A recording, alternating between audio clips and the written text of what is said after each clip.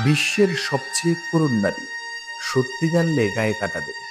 একজন নারী যার জীবন কেটেছে রাজপ্রাসাদ, কিন্তু শেষটা জানলে চোখে জল আসবেই। তার নাম রাজকুমারী লাতিফা।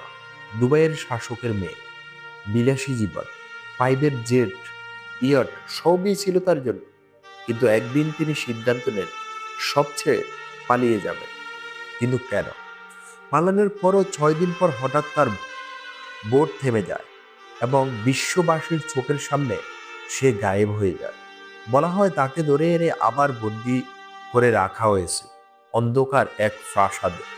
এখনো তার খবর মেলে না, কণ্ঠ শোনা যায় শুধু, আমি মুক্তি চাই, দয়া করে আমাকে বাঁচান। আপনি কি ভাবতে পারেন রাজকুমারী হয়েও কেউ এত কষ্টে থাকতে পারে? কমেন্টে লিখুন আপনার মতামত। আর এমন আরো কাহিনী পেতে এখনই আমাদের চ্যানেলটি সাবস্ক্রাইব করে রাখুন।